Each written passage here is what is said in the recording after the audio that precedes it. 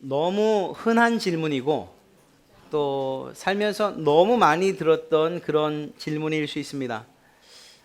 행복이 뭐라고 생각하십니까? 행복하십니까? 심지어는 선거에 나오는 사람들도 이 말을 사용해서 여러분 행복하십니까? 뭐 이렇게 묻곤 하죠. 플라톤이라고 하는 철학자는 이 행복의 조건을 5가지로 이야기합니다. 한번 들어보시겠습니까? 첫째, 먹고 입고 살기에 조금 부족한 듯한 재산. 왜 부족하다고 얘기해야 되는지 그건 잘 모르겠습니다. 그런데 그가 그렇게 얘기합니다. 두 번째, 모든 사람이 칭찬하기에는 조금 부족한 듯한 외모. 그건 저도 그럴 것 같습니다. 자신이 생각한 것에 반밖에 인정받지 못하는 명예, 남과 겨루어 한 사람은 이겨도 두 사람에게는 질 정도의 체력, 연설을 했을 때 듣는 사람 그 반 정도만 박수를 보내는 말솜씨. 이게 어떤 의미에서 이렇게 조금 부족한 것을 행복이라고 했을까? 아마도 완전 혹은 완벽이 아닌 약간은 부족한 듯한 그것을 겸손한 모습으로 받아들이고 수용하며 사는 것, 그것을 행복이라고 그렇게 규정한 것이 아닌가 생각합니다. 그런데 현실에서는 어떻습니까? 반은 무슨 꽉 차면 좋겠습니다. 통장 잔고가 날로 흘러 넘쳤으면 좋겠습니다. 건강 부족함 없이 내가 하고 싶은 대로 움직이고 하고 싶은 일들을 하는데 부족함이 없었으면 좋겠습니다. 인정받는 것도 그렇고 모든 부분에 있어서 부족보다는 가득가득 채워지는 것, 그것을 기대합니다. 그리고 그것을 저는 행복이라고 생각합니다. 이것이 모든 사람의 공통된 생각 아니겠습니까? 부족함보다는 넘치도록 많은 것을 원하는 것, 그것이 이 시대의 또 모든 사람들의 대부분의 생각이라 생각합니다. 그런데 오늘 여러분들과 함께 읽은 오늘 말씀에도 행복한 사람을 언급하고 있는데, 과연 이토록 믿는 사람이나 믿지 않는 사람들이나 찾고 또 내 것으로 삼고자 하는 행복이 과연 어떤 것인가, 그리고 그 행복은 그 범위가 어떤 것이 어느 정도여야 하는가 하는 것들을 살피면서 우리가 결론적으로 진정한 행복자라는 사실을 오늘 발견하는 그러한 귀한 시간이 되기를 바래 이 말씀을 준비했습니다.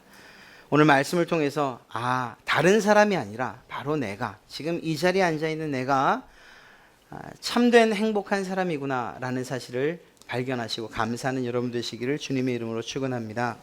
오늘 여러분들과 함께 읽은 신명기의 말씀은 그 배경이 이렇습니다.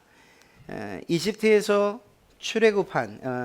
탈출한 인도받아 나온 이스라엘 백성들이 40년 동안의 광야 생활을 합니다. 그리고 그 광야 생활이 이제 마감되는 시점에서 모압 평지, 즉 이제 요단강만 건너면 가나안 땅으로 들어가는 그 평야에 모였습니다. 안타깝게도 모세는 가나안 땅으로 들어갈 수 없는 그런 상황이 됐어요. 얼마나 안타까웠을까요? 40년 동안 같이 들어간다는 생각을 하고 이끌었는데, 어찌되었거나 그런 상황 가운데에서 모세는 자기의 민족을 사랑하는 그 사랑의 마음을 담아서 마치 유언처럼 내가 이 사랑하는 백성들, 하나님의 백성들, 나와 동고동락했던 이들에게 마지막으로 해줄 말이 뭐가 없을까 하는 그런 심정으로 마지막 고별 설교를 합니다. 그리고 그 고별 설교의 내용이 바로 이 신명기의 내용입니다. 그 내용은 대부분 앞서 이야기했던 율법에 대해서, 하나님이 주신 법에 대해서 재확인시키는 것이었어요. 그래서 너희가 지금까지 내가 이야기했던 것처럼 가나안 땅에 들어가서도 그렇게 살아야 된다. 하나님의 법대로 살아야 된다. 잊지 말아라. 꼭 잊지 마라. 꼭 잊지 말아라. 라고 하는 그러한 다짐들을 하죠.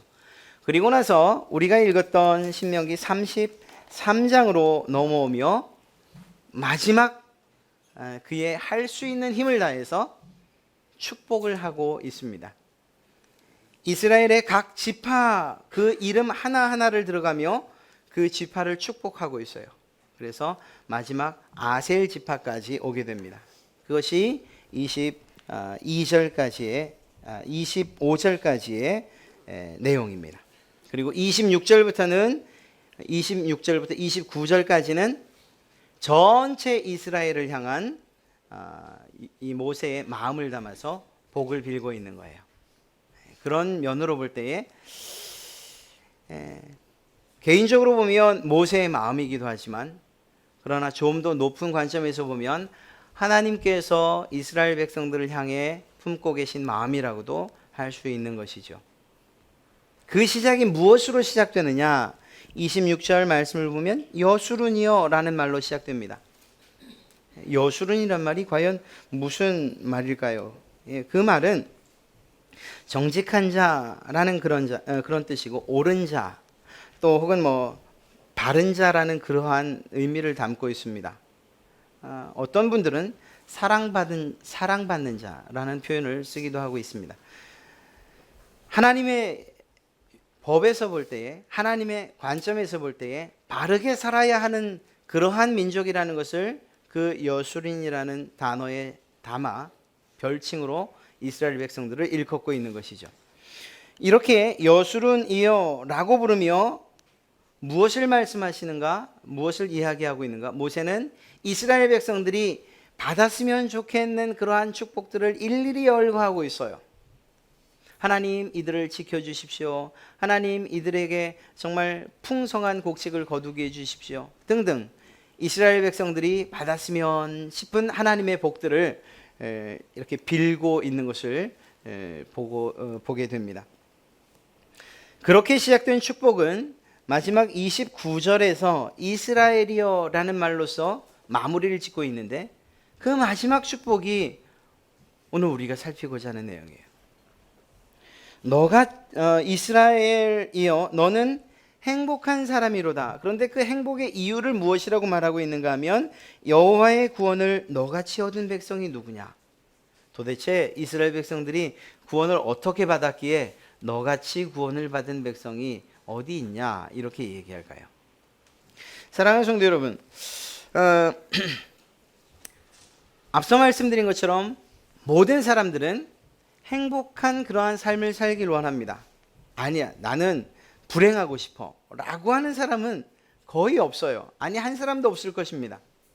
그러나 모든 사람이 행복을 누리며 사냐라고 묻는다면 결코 그렇지 않아요. 그래서 그들에게 행복하십니까? 이렇게 물으면 아마도 좀 심한 표현을 빌면, 행복은요, 죄송합니다, 개뿔, 이렇게 얘기를 할 거예요. 남의 속도 모르고 그렇게 말씀하지 마세요. 아니, 맨날 웃으시잖아요. 제가 웃는 게 아닙니다. 즐거운 일이 있어야 행복하죠. 이렇게 이야기하는 많은 사람들의 대답을 듣게 되고, 때로는 그런 대답을 나도 하고 싶어질 때가 많아요. 세상에서 뭐가 행복하냐라고 말하는 그분들에게 오늘 이 말씀을 전해드리고 싶어요. 세상 사람들이 말할 때의 행복은 아까도 말씀드린 것처럼 그 모든 것들이 대부분 우리의 몸과 관련된 것들이죠. 그래서 잘 먹으면 그러면 잘 먹었다, 행복해라. 잘 누리면, 또 몸이 안전하면, 그리고 건강하면, 게다가 돈까지 많으면, 그러면 정말 행복할 것처럼 그렇게 생각을 합니다. 집은 크면 클수록 좋고, 차는 부드럽게 잘 나가는 정말 좋은 차면 더 좋고, 명예요? 얻으면 좋은 거죠. 권력? 당연하죠. 더 큰 권력을 얻으면 얻을수록 더 큰 힘이 생기니까 행복하게 여겨질 것입니다. 그러나 이것이 사실은 착각이라는 것을 우리가 알아야 됩니다. 그것이 행복하지 않다는 게 아니에요. 그렇게 모든 것들을 만족하며 누리며 사는 것이 행복하지 않다는 게 아니에요. 물론 행복해요. 정말 행복한 일이에요. 그런데 그것이 어떤 관점에서 볼 때에 그것을 행복이라고 생각하느냐 하는 것을 반드시 생각해 봐야 된다는 것입니다. 사람들은 세 가지 착각을 가지고서 인생을 살아갑니다. 여러분, 착각이 뭐죠? 실제로는 그렇지 않은데 그렇다라고 생각하는 거예요. 여러분이 저를 보면서 참 자꾸 아담하다 이렇게 생각하시는 건 그건 착각이 아니에요. 제가 원래 작아요. 그런데 저를 보면서 굉장히 크신데 이렇게 생각하면 그건 정말 잘못 보신 거예요. 마치 요술 거울 앞에서 제가 저를 보면서 야, 길긴 길구나 이렇게 생각하는 거 똑같아요. 착각이라는 것은 실제와 다르게 상상하는 것이고, 그리고 그렇게 생각하고 믿는 것을 이야기하죠. 세상 사람들이 착각하는 세 가지가 무엇일까요? 첫째는 이 세상이 전부라고 생각하는 것입니다. 이 세상에서의 삶이 전부라고 생각하는 거예요. 그래서 그렇게 열심히 일하는 거예요. 이 세상에서 어떻게 하면 좀 많이 가져볼까, 누려볼까, 높이 올라가 볼까 하는 그런 생각들을 가지면서 말이죠. 그래서 자녀들도 공부시키는 거예요. 야, 이 세상에서 적어도 한번 났으면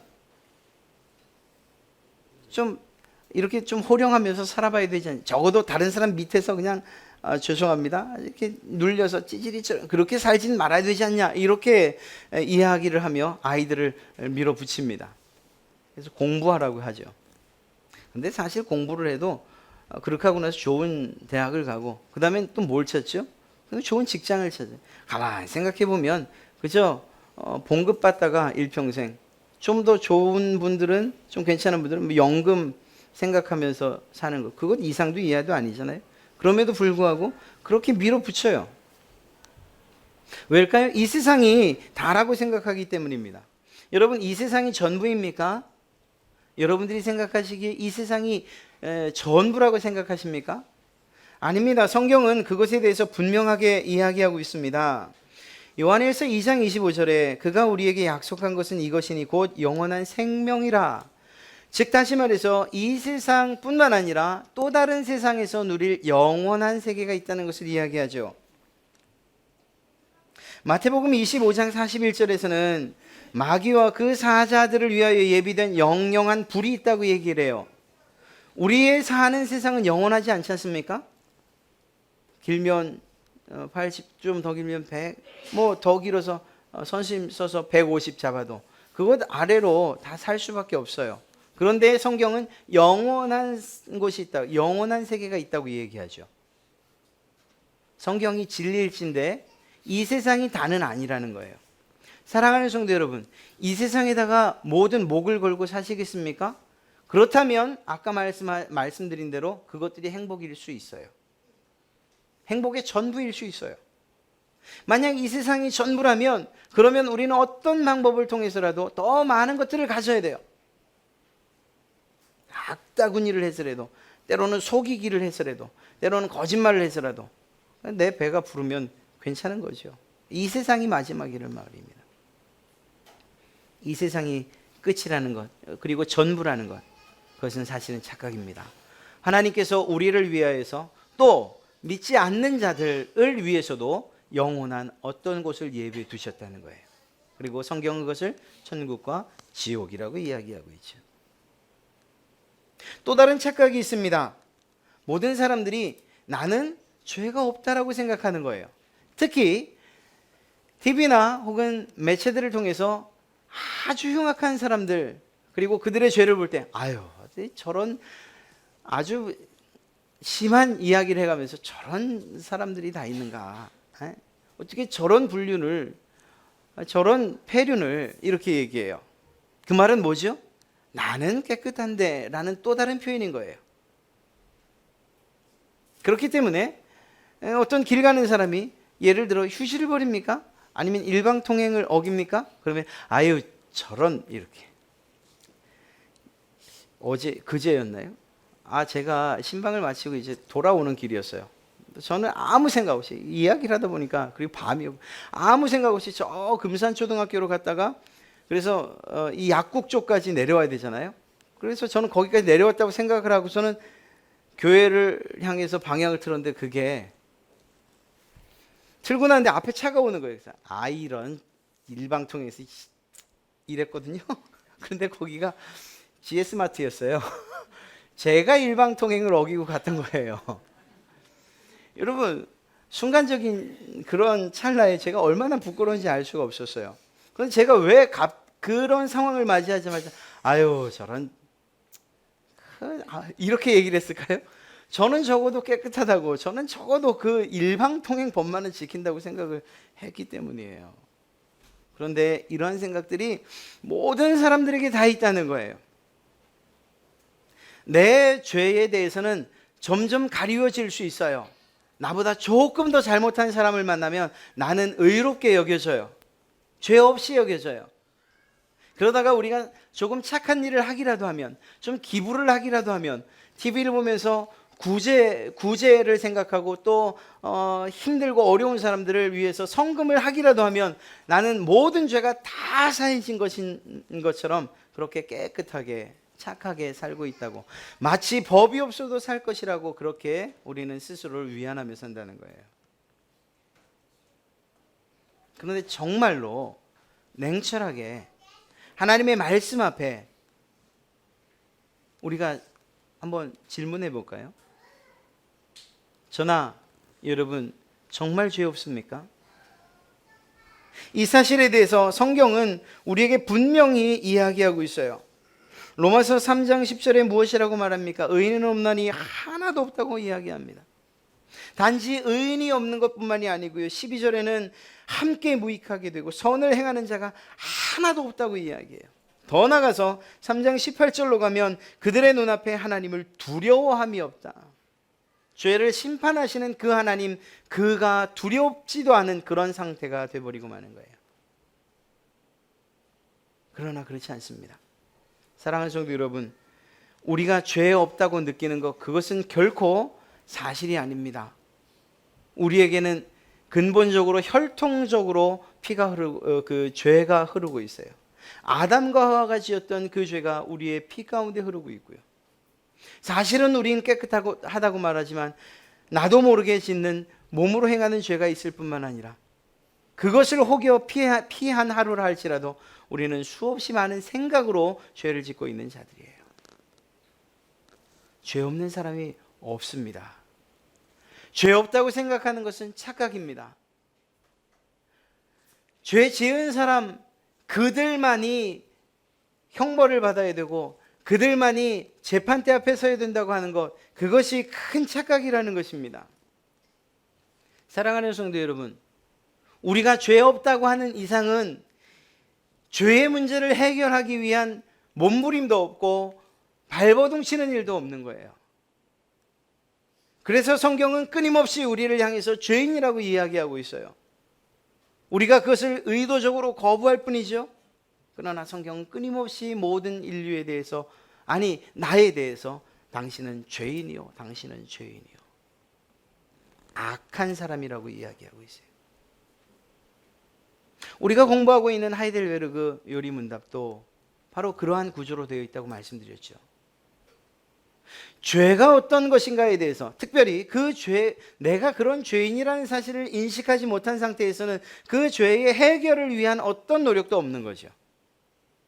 여러분, 캄캄한 방에 들어가십니까? 그러면 당장 여러분 주머니에서 아마 스마트폰을 꺼내실 거예요. 그리고 혹은 아니면 그냥 핸드폰이라도 꺼내셔서 그걸 열어 뭔가라도 보려고 하실 거예요. 왜지요? 캄캄하니까. 무엇인가 필요할 때에 그 문제를 해결할 수 있는 것을 갈망하게 되는 거예요. 목이 마릅니까? 물을 찾게 되는 거예요. 배가 고파요? 먹을 걸 찾게 되는 것처럼. 우리가 죄인이라는 사실을 인식하지 않고서는 그 죄의 문제를 해결할 수 있는 그 길들을 찾는 것조차 하지 않는 것, 그것이 우리 인생이라는 것입니다. 그러니 우리가 죄 없다는 그러한 착각에 빠지고 나면 우리는 결코 그 문제 해결하려고 하지 않는다는 거예요. 내 얼굴에 뭐가 묻었는데 묻었다고 생각하지 않는 이상은 우리는 어느 곳에도 갈 수 있어요. 정말 어느 곳에도. 그러나 그렇게 내가 확신한다고 해서 이 묻은 검댕이가 지워져 있는 것은 아니죠. 거울을 보고 내 얼굴에 뭐 묻었구나 라고 인식할 때 그때 비로소 닦아내는 거예요. 성경은 끊임없이 우리를 향해서 죄인이라고 얘기합니다. 그리고 그 사실에 대해서 우리가 착각이 아니라 그것이 진실이라고 믿고 그 부분에 있어서 무릎을 꿇을 때 드디어 우리에게 어떤 갈망이 생기느냐, 그러면 이 문제로부터 어떻게 해결할 것인가, 사랑하는 성도 여러분, 아까 모든 것을 가지면, 그리고 모든 것을 누리면, 건강하면, 높은 자리에 올라가면 행복할 것이라고 믿는 그 사람들이 왜 그렇게 그것이 행복이라고 장담합니까? 죄의 문제에 대해서는 생각조차 하지 않기 때문이에요. 반대로 생각하면 모든 것을 가지고 모든 것을 누린다 할지라도 그 자리에서도 여전히 내가 죄인입니다라는 생각에 빠져 있다면 이 모든 것들이 아무것도 아닌 것이 되는 거예요. 그가 행복하다고 말할 수 있겠어요? 아니죠. 지금 누리는 그것들보다 이 죄의 문제를 해결하지 않는다면 그는 참된 행복을 누릴 수조차 없다는 것입니다. 여러분, 우리가 죄인이라는 사실, 죄인이 아니라고 믿는 것, 그것은 착각입니다. 아주 심각한 착각입니다. 성경은 우리에게 죄인이라고 말하고 있고 또 그 문제를 해결하기 위해서 해답을 성경 그 어느 곳에 숨겨두고 계시다는 거예요. 먼저 우리가 죄가 있다는 사실을 인정합시다. 이대로 정말 죽으면 우리의 영원한 생명을 보장받을 수 없다는 것, 정말 지옥을 가서 혹은 천국을 가서 이 두 길 가운데 어느 곳을 갈지 알지도 못하고 확신도 서지 않는다는 그러한 상태라는 거예요. 더 정확히 말하면 죄를 가지고서는 하나님 앞에 설 수 없는 영원한, 정말 아까 말씀드린 대로 영영한 불 가운데 있을 수밖에 없는 것, 그것이 우리 인생이라는 것, 이것이 사실이라는 것을 꼭 기억하시기를 바랍니다. 우리가 가지고 있는 세 번째 착각은 무엇일까요? 그러니까 죽으면 끝이지 라고 생각하는 거예요. 여러분들도 아주 어려운 일들 그리고 고민스러운 일들을 만나면 최종적으로 어떻게 하고 그래 그냥 이 세상 끝나면 이 모든 문제도 끝이 나겠지라고 생각해요. 실체적으로 그렇게 생각하는 사람들도 많고 그것을 실행에 옮긴 이들도 너무 많지요. 참 입에 담고 싶지 않은 그러한 단어이긴 하지만 자살이라는 이 일이 왜 벌어집니까? 너무 많은 중압감 때문에, 무거운 짐 때문에, 그것 때문이기도 하지만 이 세상이 정말 죽으면 끝이라고 생각하는 이 생각 때문 아니겠습니까? 그러면 얼마나 좋겠어요. 그러면 제가 이 자리에서 여러분들에게 예배합시다, 기도합시다, 새벽에 좀 나오세요. 사실 실제적으로는 그렇게 얘기하지 않지만 예배 좀 매번 공예배 참석, 이런 얘기 왜 하겠어요? 자, 오늘 강론은 어떻게 하면 이 세상에서 돈을 잘 벌 수 있을까? 어떻게 속이는가에 대해서, 어떻게 사기치는가에 대해서 강의하겠습니다. 이렇게 얘기해도 뭐가 문제겠어요? 아니, 이 세상이 끝이라고 하는데 왜 이 자리에 나와 계세요? 사도 바울 이야기처럼 가장 불쌍한 분들이 바로 여러분과 저 아니겠어요? 이 화창한 이 가을날에 먼 곳 안 가도 여기 조금만 가까이 가도 이 삼성산 얼마나 좋습니까? 관악산 자락. 아니 이 가장 좋은 시간에, 이 황금 같은 시간에 직장 다니시는 분들은 오늘이야말로 마음껏 편안하게 쉴 수 있는 그런 날인데 왜 이 자리에 이렇게 나오셨어요? 우리는 알고 있기 때문이죠. 우리의 인생이 죽는 것으로 끝나는 것이 아니라는 것을 알고 있기 때문이에요. 제가 늘 말씀드리지만 저는 장례 예식 혹은 임종하시는 그런 순간 정말 많이 봤어요. 집례를 해야 됐기도 했고요. 참 안타깝게도 얼굴 표정에서 나와요. 정말 그들이 눈을 감는 순간, 그들의 몸에서 숨이 빠져나가는 그 순간 그들이 보고 있는 것이 얼굴 표정에 나타난다고요. 정말 신실한 그리스도인들의 얼굴에서 찡그려져 있는 걸 보지 못했고요. 공포에 실려 있는 것을 보지 못했어요. 사랑하는 성도 여러분, 그걸 꼭 경험해 보고 나서야 아시겠습니까? 잠깐만요. 내가 보니까 반드시 있다고 했던 지옥과 천국이 있네요. 저 잠깐만 시간 주세요. 이렇게 할 수 있습니까? 아니요. 그럴 수가 없다는 거예요. 지혜로운 자는 그 나타난 현상들과 당연히 믿어야 될 것들을 믿고 그리고 우리의 삶을 결정하는 그런 이들이 지혜로운 자 아니겠어요? 다른 이들의 죽음의 마지막 순간을 보면서 저들의 마지막 얼굴이 이야기하는 것이 무엇인가? 영원한 천국과 영원한 지옥이 있다는 얘기구나. 즉 다시 말해서 이 세상이 끝이 아니구나라는 사실을 우리가 그들을 통해서 발견할 수 있다면 정말 지혜로운 자 아니겠습니까? 혹여 그런 모습을 보지 못했다면 제가 성경 말씀에 기록되어 있는 진리의 이야기, 진리의 말씀을 읽어드릴게요. 사도행전 24장 15절에 이렇게 이야기합니다. 사도 바울이 악인과 의인의 부활은 반드시 있습니다. 부활이 뭐예요? 몸이 다시 사는 거. 자, 여기서 또 꽉 막힐 수 있어요. 아니, 사람이 죽으면 끝이지 어떻게 또 다시 삽니까? 살아요. 믿어주세요. 나중에 제가 여러분들 혹시 안 산다면 그때 저 만나서 좀 그 해결이 안 되겠는데 하여간 살아요. 나중에 저에게 감사하게 될지도 몰라요. 그러나 모든 영광 하나님께. 성경에 그렇게 기록되어 있어요. 삽니다. 다시 삽니다. 반드시 삽니다. 죽는 것이 끝이 아닙니다. 주님께서 말씀하셨던 것처럼 그것은 잠자는 것일 뿐이에요. 하나님께서 흔들어 깨우시면 우린 일어날 수밖에 없어요. 악인이든 선인이든 간에 말입니다. 믿는 사람이든 믿지 않는 사람이든. 그리고 어느 곳에 서느냐? 하나님의 심판대 앞에 서게 될 것이라는 거예요. 로마서 14장 10절에 무엇이라고 말합니까? 고린도후서 5장 10절에 무엇이라고 말합니까? 우리가 다 하나님의 심판대 앞에 서게 될 것이라고 말하지 않습니까? 여러분, 이 세상이 끝이 아니에요. 그것은 대단한 착각이에요. 이 세상이 끝인 것처럼, 정말 죽으면 끝인 것처럼, 온갖 할 짓들, 정말 하나님이 기뻐하지 않는 일들을 마음껏 즐기고, 그래 죽으면 끝이라고 말하지 마십시오. 그것만큼 미련하고 그것만큼 큰 착각이 없기 때문입니다. 우리가 이 세상에서 사는 그 모든 것들, 먹고 마시는 모든 일들, 사람들을 만나고 하는 말들, 이 모든 것들이 결국은 우리의 영원한 삶 가운데에서 상급으로 혹은 우리가 정말 책임져야 될 부분들로 나타나야 될 것이라는 거예요. 여러분, 이런 착각들을 하고 있다면 이러한, 즉 다시 말해 세상이 전부이요, 그리고 죄가 없다는 사실, 그리고 죽으면 끝이라고 그렇게 착각하고 살아가는 이상 우리는 모든 행복을 우리의 몸에 맞출 수밖에 없어요. 잘 입는 거예요. 7만 원짜리보다 40만 원짜리가 확실히 낫죠. 제가 입어봐서 말씀드리는 거예요. 결혼할 때 그때 입었던 옷이 제일 비싼 옷이었어요. 그때 아니면 맞출 기회가 없다고 해서.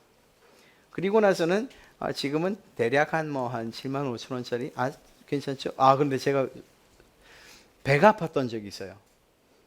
어떤 집사님을 만났는데 3만 원짜리를 입었어요. 백화점에서 세일하는데 그래서 제가 막 그런 거 있으면 저도 같이 좀 데리고 가야죠. 여러분, 아까 말씀드린 그런 착각 가운데 있으면 그저 입는 것, 먹는 것, 누리는 것, 몸이 편한 것, 즐기는 것, 이것들이 온통 행복의 조건이 될 수밖에 없어요. 그리고 그렇게 사는 게 맞아요. 그러나 앞에 것들이 사실이 아니요, 정말 이 세상이 끝이 아니라 또 다른 세상, 영원한 세상이 있고 우리가 죄인이며 그 죄인으로부터 해결받는 방법이 있다는 것, 그리고 이 세상은 죽으면 끝이 아니라 죽는 것이 새로운 시작이라는 것을 믿는 우리들은 세상의 것만으로 온전한 행복이라고 말할 수 없다는 거예요. 오늘 이 이스라엘이여 너는 행복한 사람이로다, 여호와의 구원을 너같이 얻은 백성이 누구냐고 말하는 이 모세의 말, 똑같이 제가 여러분에게 이야기하면 여러분 행복한 사람입니다. 여러분처럼 정말 하나님의 은혜, 그 구원의 반열에 쉽게 들어간 사람이 어디 있습니까? 이렇게 얘기하는 거예요. 우리의 구원이 무엇으로 이루어졌습니까? 무엇을 하라고 말씀하십니까? 예수님이 십자가 지고 가셨던 이스라엘로 그곳으로 날아가 순례 여행을 하듯 그 무거운 십자가 지고 한번 올라가, 최소한 3번은 올라가야 구원받을 수 있어. 이렇게 성경에 써 있던가요?